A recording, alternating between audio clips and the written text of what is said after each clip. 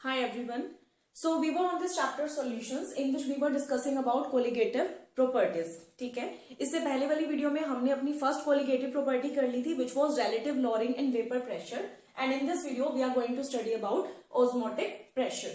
Okay, तो इससे पहले वाली वीडियो में मैंने आपको osmosis के बारे में भी बताया था कि osmosis क्या होता है, एक ऐसी प्रोसेस जिसमें क्या होता है नेट स्पॉन्टेनियस फ्लो होता है लेस कॉन्सेंट्रेटेड साइड से किस तरफ, मोर कॉन्सेंट्रेटेड साइड की तरफ through a semi permeable membrane. ठीक है, कि फॉर एग्जांपल आपके पास क्या था, एक कंटेनर. इस कंटेनर को आपने दो कंपार्टमेंट्स में डिवाइड कर लिया. ठीक है, इस कंटेनर को आपने क्या किया, दो कंपार्टमेंट में डिवाइड कर दिया through a semi permeable membrane. ये कोई सेमी परमिएबल मेम्ब्रेन है सपोज करो.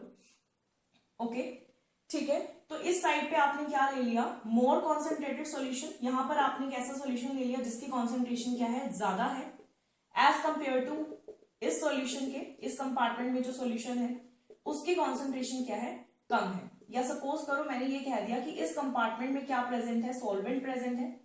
ठीक है, और इस कंपार्टमेंट में क्या प्रेजेंट है, सॉल्यूशन प्रेजेंट है. राइट, तो मैंने आपको बताया था कि इस सेमी परमिएबल मेम्ब्रेन के थ्रू जो सॉल्वेंट के पार्टिकल्स हैं, ठीक है, उनका फ्लो होता है किस तरफ, सॉल्यूशन की तरफ. और यहां पर जो लेवल है वो थोड़ा सा राइज हो जाता है. राइट, यही हमने किया था कि net spontaneous flow from the less concentrated side to more concentrated side through semi permeable membrane is known as osmosis. उस प्रोसेस को हम क्या कहते थे, ऑस्मोसिस कहते थे. ठीक है, तो अब ऑस्मोटिक प्रेशर क्या होता है, ऑस्मोटिक प्रेशर क्या है, सपोज करो मैंने क्या किया, यहां पर इसको क्लोज कर दिया. ठीक है, यहां पर मान लो हमने एक पिस्टन लगा दिया. ठीक है, यहां पर हमने क्या लगा दिया, एक पिस्टन लगा दिया. ठीक है, यस, तो हमने यहां पर एक पिस्टन लगा दिया. ठीक है, तो अब इस पिस्टन के थ्रू मुझे कितना प्रेशर अप्लाई करना पड़ेगा, कितना मिनिमम प्रेशर अप्लाई करना पड़ेगा सो दैट कि जो सॉल्वेंट के मॉलिक्यूल्स हैं वो यहां पर इस कंपार्टमेंट में एंटर ना करें. ठीक है, कि जो सॉल्वेंट के मॉलिक्यूल्स हैं, सॉल्वेंट के जो पार्टिकल्स हैं वो इधर मूव कर रहे हैं. ठीक है, तो यहां से मैं कितना प्रेशर अप्लाई करूं कि ये जो सॉल्वेंट के पार्टिकल्स की इधर साइड एंट्री हो रही है वो प्रिवेंट हो जाए. ठीक है, so the minimum excess pressure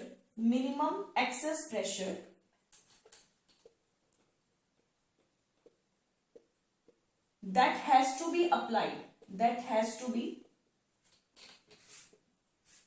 applied कहां पर, ऑन द सॉल्यूशन साइड या फिर on the more concentrated side, on the solution side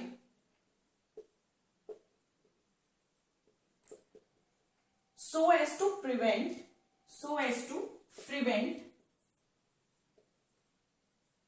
the entry of the particles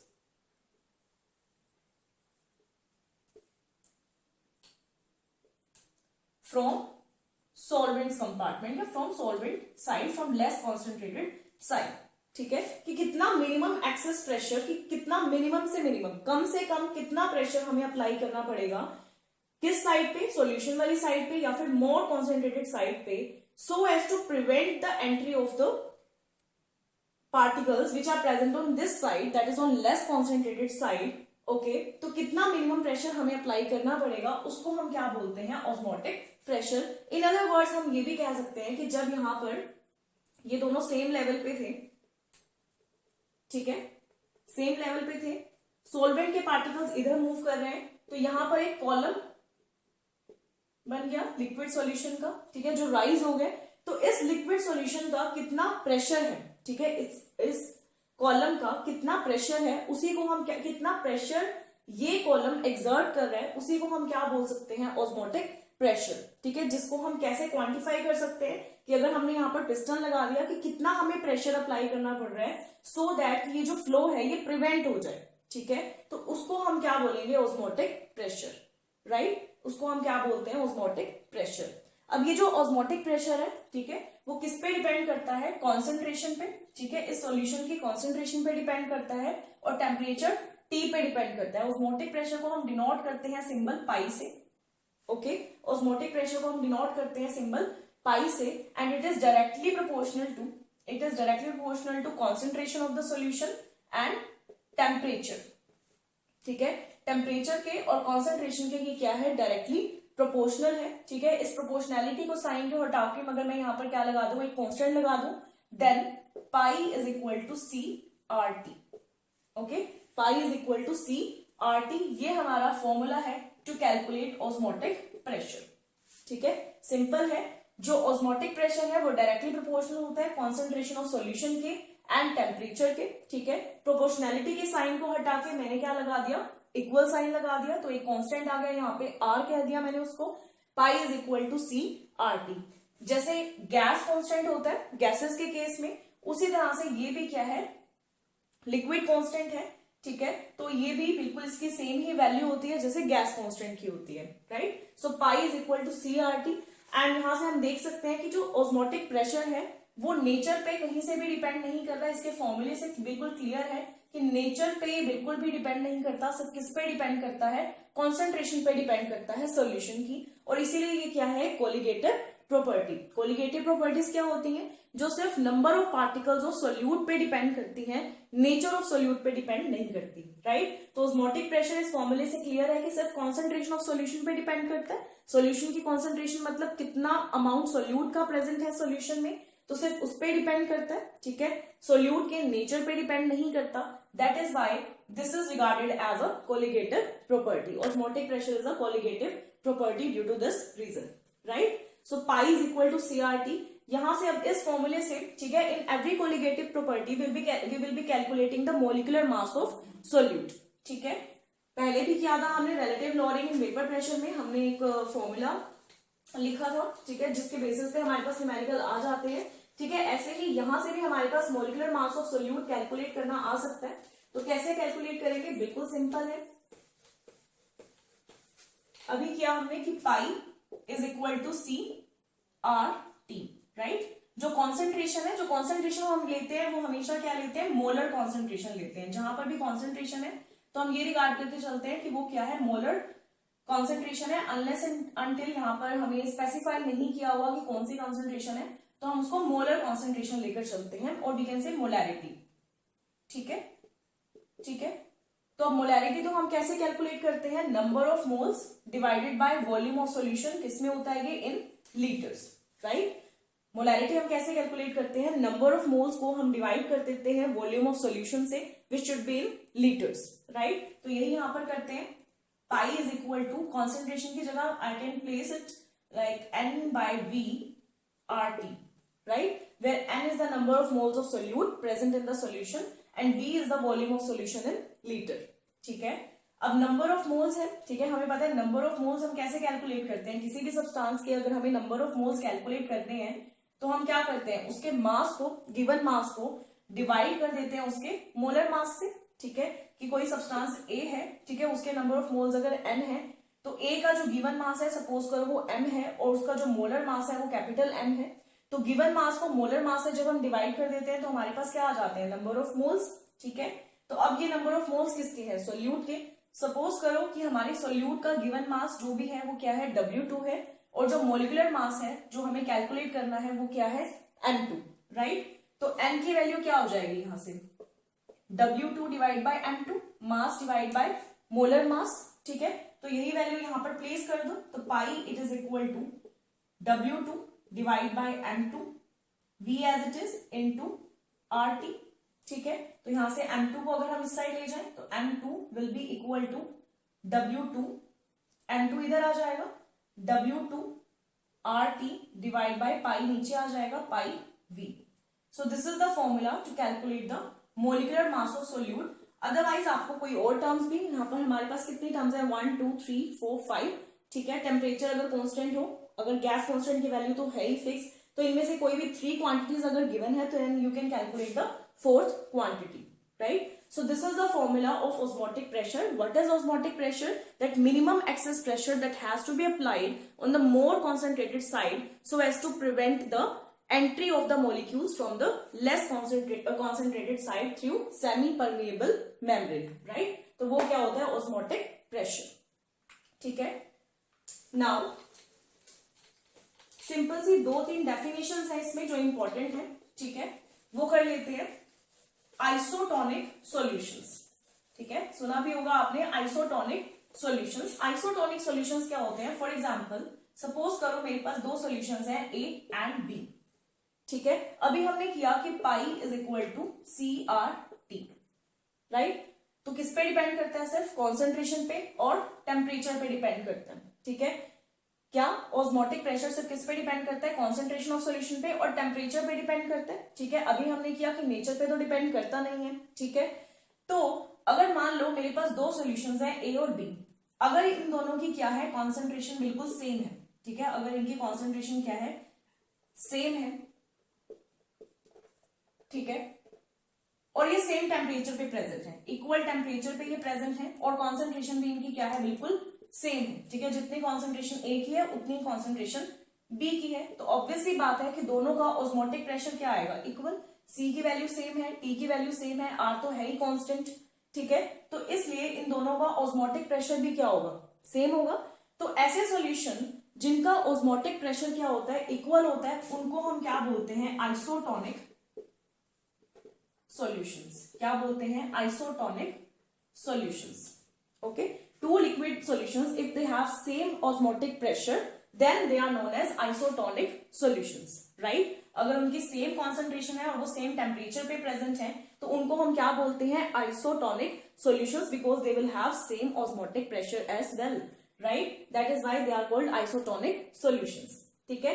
अब सपोज करो कि सेम कॉन्सेंट्रेशन पे नहीं है, ठीक है, या फिर ये कह लो कि जो ए का ऑस्मोटिक प्रेशर है वो डिफरेंट है बी के ऑस्मोटिक प्रेशर से, ठीक है। सपोज करो ए का जो ऑस्मोटिक प्रेशर है वो लेस है बी के ऑस्मोटिक प्रेशर से, ठीक है। ए का ऑस्मोटिक प्रेशर कम है और बी का ऑस्मोटिक प्रेशर क्या है? ज्यादा, ठीक है। इसका ऑस्मोटिक प्रेशर ज्यादा है और इसका क्या है? कम। अगर तो इन दोनों का ऑस्मोटिक प्रेशर क्या था? इक्वल, ठीक है। अगर इनका ऑस्मोटिक प्रेशर क्या था? इक्वल, तो हम इनको क्या बोलते हैं? आइसोटोनिक सॉल्यूशंस, ठीक है। ये दोनों क्या होते हैं? आइसोटोनिक सॉल्यूशंस होते हैं, ठीक है। अगर इसका ऑस्मोटिक प्रेशर कम है, मतलब अगर इसकी कॉन्सेंट्रेशन कम होगी, ठीक है, लेस कॉन्सेंट्रेशन होगी इसकी, ठीक है, और इसकी क्या होगी? मोर कॉन्सेंट्रेशन होगी, तभी इसका मोर ऑस्मोटिक प्रेशर है, राइट। तो जिसका लेस ऑस्मोटिक प्रेशर है या जिसकी लेस कॉन्सेंट्रेशन है तो उसको हम क्या बोलते हैं? Hypotonic solution. क्या बोलते हैं? हाइपोटोनिक सॉल्यूशन, ठीक है। क्या बोलते हैं हम उसको? हाइपोटोनिक सॉल्यूशन, ठीक है।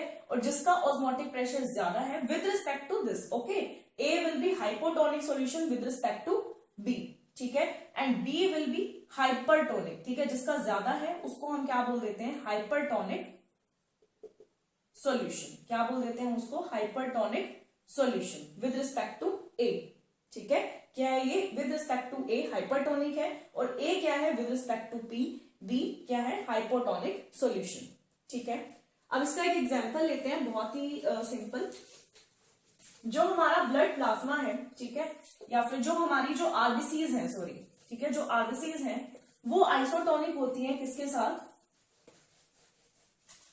0.9% एक्वा सॉल्यूशन ऑफ NaCl के साथ, ठीक है। जो 0.9% एक्वा सॉल्यूशन है NaCl का और जो ह्यूमन आरबीसीज हैं, ठीक है, जो ह्यूमन आरबीसीज होती हैं ये क्या होती हैं? इनका कॉन्सेंट्रेशन सेम है, इसीलिए ये क्या होती है? With respect to each other ये क्या है? आइसोटोनिक है, ठीक है, आइसोटोनिक है, ठीक है। सेम कॉन्सेंट्रेशन है, सेम ऑस्मोटिक प्रेशर है। अब देखो अगर सेम कॉन्सेंट्रेशन है, मैंने तुम्हें बताया था कि जो ऑस्मोसिस है वो कहां से कहां तक होता है? लेस कॉन्सेंट्रेटेड साइड से मोर कॉन्सेंट्रेटेड साइड। अगर दोनों की इक्वल कॉन्सेंट्रेशन है तो कोई ऑस्मोसिस नहीं होगा, ठीक है। तो ना तो जैसे हमने एग के केस में किया था कि अगर वहां पर कॉन्सेंट्रेशन ज्यादा है या कम है तो क्या होती है? स्वेलिंग या फिर श्रिंकिंग होती है, ठीक है। लेकिन यहां पर क्या है? दोनों की कॉन्सेंट्रेशन सेम है तो कोई वाटर का फ्लो नहीं हो रहा किसी के भी अंदर, ठीक है। दैट इज वाई ना तो कोई स्वेल, आरबीसीज जो है ना तो वो स्वेल होंगी कि अगर आप क्या करो, क्या ले लो? 0.9% एक्वा सॉल्यूशन ले लो NaCl का और उसमें आरबीसीज प्लेस करो तो ना तो वो स्वेल होंगी और ना ही वो क्या होंगी? श्रिंक। क्यों? क्योंकि वो क्या है? आइसोटोनिक है with respect to each other.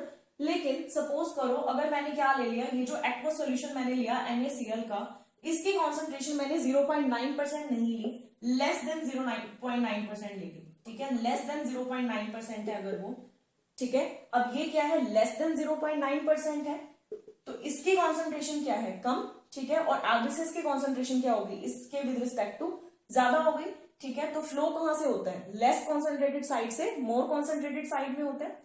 तो ह्यूमन आरबीसी जो है इस टाइम पे क्या हो गई, मोर कॉन्सेंट्रेटेड। तो अगर आपने क्या लिया कंटेनर, उसमें ये वाला सॉल्यूशन ले लिया, एक्वस सॉल्यूशन ले लिया NaCl का, जिसकी कॉन्सेंट्रेशन क्या है, लेस देन 0.9% है, ठीक है। तो अब क्या होगा, लेस कॉन्सेंट्रेटेड से मोर कॉन्सेंट्रेटेड साइड पे फ्लो होगा, ठीक है, वाटर का।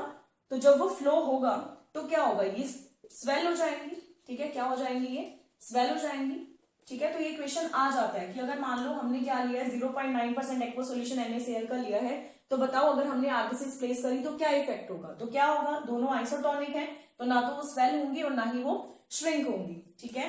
लेकिन अगर तुम्हारा जो एक्वा सॉल्यूशन है NaCl का, उसकी कॉन्सेंट्रेशन क्या है, लेस देन 0.9% है, ठीक है। तो इस ये क्या हो गया, हाइपोटोनिक, ठीक है। तो ये क्या हो जाएगा, हाइपोटोनिक हो जाएगा with respect to human RBCs, ठीक है। ये हाइपरटोनिक और ये क्या हो जाएंगी, हाइपोटोनिक।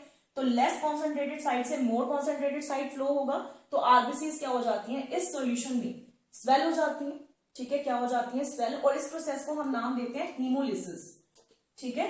स्पेसिफिकली इसको नहीं, कोई भी अगर मान लो फ्लो हो रहा है, कोई भी सेल है उसमें क्या हो रहा है, वाटर का फ्लो इनसाइड हो रहा है, तो उस प्रोसेस को हम क्या बोलते हैं, हीमोलिसिस। अगर इनसाइड द सेल फ्लो है जिससे वो स्वेल हो रही है, ठीक है, तो उस प्रोसेस को हम क्या बोलते हैं, हीमोलिसिस, ठीक है। अब वो स्वेल होंगी तो वो रप्चर भी हो सकती है, ठीक है। It leads to rupture of cell and this is known as, this process is known as haemolysis, this phenomena is known as haemolysis, right. और यहां पर अगर मान लो जो कॉन्सेंट्रेशन है ये लेस देन 0.9% नहीं है, क्या है, मोर देन 0.9% है। मतलब अब इसकी कॉन्सेंट्रेशन क्या हो गई, ज्यादा, ठीक है। ये हाई कॉन्सेंट्रेटेड साइड होगी, हाईली कॉन्सेंट्रेटेड, ठीक है। या फिर ये कहो कि अब ये हाइपरटोनिक हो गया, ठीक है। और ये क्या हो जाएगा, ह्यूमन आरबीसीज क्या हो जाएंगे इस टाइम पे, हाइपोटोनिक, ठीक है। अब लेस कॉन्सेंट्रेटेड साइड से मोर कॉन्सेंट्रेटेड साइड फ्लो होगा, मतलब आरबीसीज से वाटर इधर ट्रेवल करेगा, ठीक है। तो क्योंकि इधर ट्रेवल करेगा तो स्वेल होने की बजाय अब क्या हो जाएंगी, श्रिंक। तो अगर मोर देन 0.9% वाले में फ्लो में प्लेस करते हैं, ठीक है, तो आरबीसीज क्या हो जाती है, श्रिंक। और लेस वाले में प्लेस करते हैं तो क्या हो जाती है, स्वेल। और अगर इक्वल टू 0.9% है तो ना तो वो स्वेल होंगी और ना ही श्रिंक होंगी, ठीक है। उस प्रोसेस को जहां पर स्वेलिंग आ रही थी उसको हम हीमोलिसिस बोलते हैं, रप्चर ऑफ सेल हो जाता है उसमें। इसमें जिसमें श्रिंकिंग आती है, ठीक है, स्पेसिफिकली आरबीसीज के लिए नहीं है। अगर सेल में वाटर फ्लो कर रहा है इनसाइड तो उसको हम हीमोलिसिस बोलते हैं, which leads to rupture of cell, ठीक है। और अगर outside the cell water flow हो रहा है जिससे वो श्रिंक हो रही है, ठीक है, उस प्रोसेस को हम बोलते हैं प्लाज्मोलिसिस। तो हम कहेंगे कि यहां पर क्या हो जाएगा, प्लाज्मोलिसिस। ऐसे भी आ सकता है कि प्लाज्मोलिसिस होगा या हीमोलिसिस होगा। अगर मोर देन 0.9% एक्वा सॉल्यूशन है NaCl का तो क्या होगा, प्लाज्मोलिसिस। और इसका एक और नाम होता है जिसको हम बोलते हैं क्रीनेशन। क्या बोलते हैं, क्रीनेशन, ठीक है। तो इसमें ये क्या हो जाती है, श्रिंक हो जाती है, ठीक है। So this is all about osmotic pressure.